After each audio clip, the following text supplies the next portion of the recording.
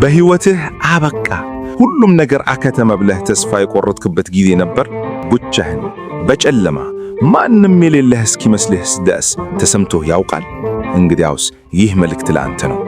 ዛሬ የምነግርህ ነገር ሕይወትህ ለዘላለም ይለውጠዋል። ምክንያቱም እግዚአብሔር እምባህን ወደ እልልታ፣ ሐዘንህን ወደ ታላቅ ክብር ሊለውጠው ተዘጋጅቷል። እመነኝ፣ ወደዚች ሰዓት ያመጣህ አምላክ ያዘጋጀልህ ነገር ከምትገመተው በላይ እጅግ የከበረ ነው። እስከ መጨረሻው አብረኸኝ ዝለቅ። ወዳጄ፣ አሁን ያለህበት ሁኔታ ምንም ይሁን ምን፣ አንድ ላበስርህ የምፈልገው ታላቅ የምሥራች አለ።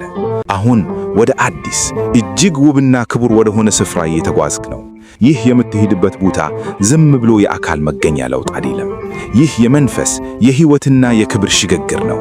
እግዚአብሔር በቸርነቱ ያዘጋጀልህ ዓይን ያላየው ጆሮም ያልሰማው ድንቅ ስፍራ ከፊትህ አለ።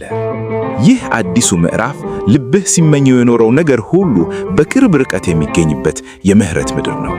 አስበው እስቲ፣ ለዘመናት የተነፈከው ሰላም፣ ሲርቅህ የኖረው ደስታ አሁን ወደ እጅህ ላይ እየቀረበ ነው።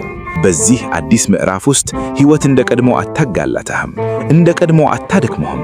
ይልቁንም ነፍስህ አርፋ፣ መንፈስህ ረክቶ ይህች ቀን እንዴት ያለች ድንቅ ቀን ናት እያልክ ዘወትር የምታመሰግንበት ጊዜ መጥቷል። ከእንግዲህ በኋላ ያንን አስጨናቂ ጭንቀት አታውቀውም። ልብህን የሚያረደው ፍርሃት ቦታ የለውም።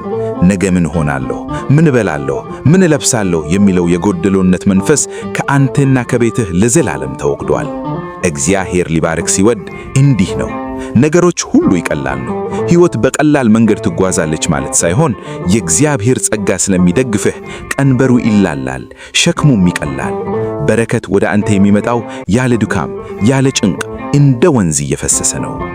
ልብህ በንጽሕና የተመኘው፣ በጸሎት የጠየቀው፣ በእንባ የለመነው ነገር ሁሉ አሁን በአካል ወደ አንተ እየመጣ ነው። ይህ ዝም ብሎ ምኞት አይደለም። ይህ መለኮታዊ ቃል ኪዳን ነው። ለምን እንደሆነ ታውቃለህ? ለምን ይህ ሁሉ ክብር እንደተዘጋጀልህ ይገባሃል? ምክንያቱም ብዙ ፈተናን አልፈሃልና ነው። አዎ፣ አንተ ብዙ መከራን በትዕግሥት ያሳለፍክ ጀግና ነህ። ወደዚች የክብር ሰዓት ለመድረስ የከፈልከው ዋጋ ቀላል አልነበረም።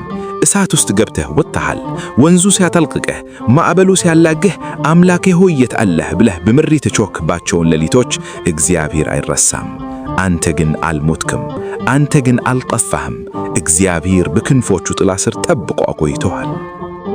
ያለፍክበት መንገድ እጅግ ከባድ ነበር። አንዳንዴም የመኖር ትርጉሙ እስኪጠፋብህ ድረስ ተፈትነሃል። ነገር ግን በዚያ እሳት ውስጥ ሆነህ አመድ ሆነህ እንደማትቀር አመንክ። ፈጣሪህን ተስፋ አደረግክ። የፈራረሰውን ማንነትህን፣ የተሰበረውን ልብህን፣ የደቀቀውን መንፈስህን በፈጣሪ ኃይል እንደገና ገነባኸው። ይህ ቀላል ነገር አይደለም። እንደገና መነሳት፣ ከዜሮ መጀመር፣ ሁሉን ነገር አጥቶ እንደገና መገንባት ለሰው ልጅ የሚከብድ ፈተና ነው። አንተ ግን አደረግከው። ሁሉም ነገር ጠፍቶ ነበር አይደል?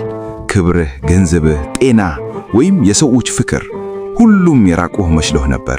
ልክ እንደ ኢዮብ እግዚአብሔር ሰጠ፣ እግዚአብሔር ነሳ የምትልበት ጊዜ ነበር።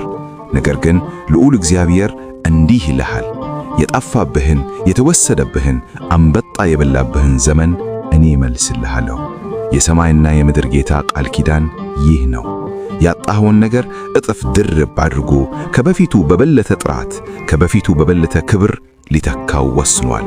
አሁን የምትገባበት አዲሱ ዓለም አካባቢ ሁሉ ሊቀየር፣ አካባቢ ሊቀደስ ነው።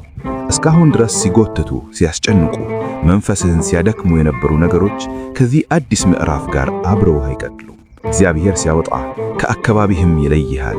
ለዚህ አዲስ ክብር የሚመጥኑ በመንፈስ የላቁ፣ ልባቸው የቀና፣ ለስኬትህ እልል የሚሉ፣ በእምነት የሚመስሉህ አዳዲስ ሰዎችን በዙሪያህ ሊያሰማራ ነው። እነዚህ ሰዎች ቅን ናቸው። እነዚህ ሰዎች ለበረከትህ ምክንያት የሚሆኑ ናቸው። አዲሱ የሕይወትህ ወቅት ምርጡ ወቅትህ ነው።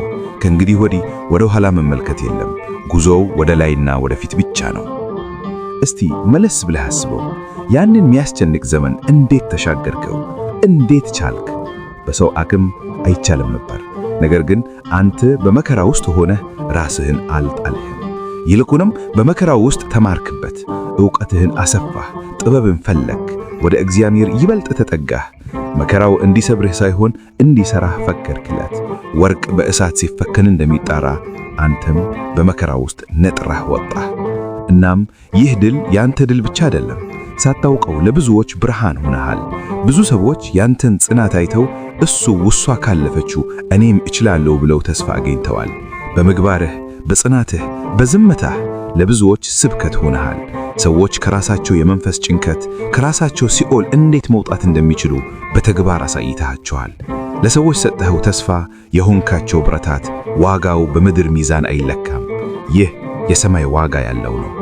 ለዚህ እኮ ነው ጻድቁ አምላክ አሁን ሊከፍልህ የተነሳው።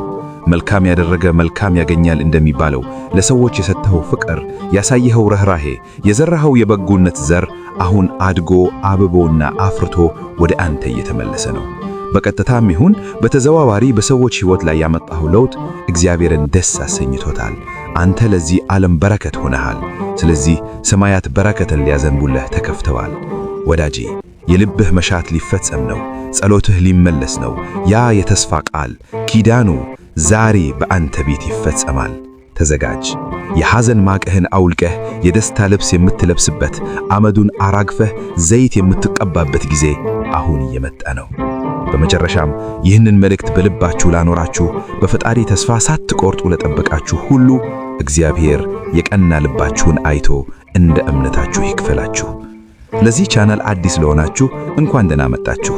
የዚህን አይነት ሕይወት ለዋጭ መልእክቶችን መከታተል ከፈለጋችሁ ቻናሉን ሰብስክራይብ ማድረግ ትችላላችሁ። ምስጋና ይሁን ለአንድ አምላክ ለሚሆን ለአብ ለወልድ ለመንፈስ ቅዱስ ዛሬም ዘወትርም ለዘላለሙ አሜን።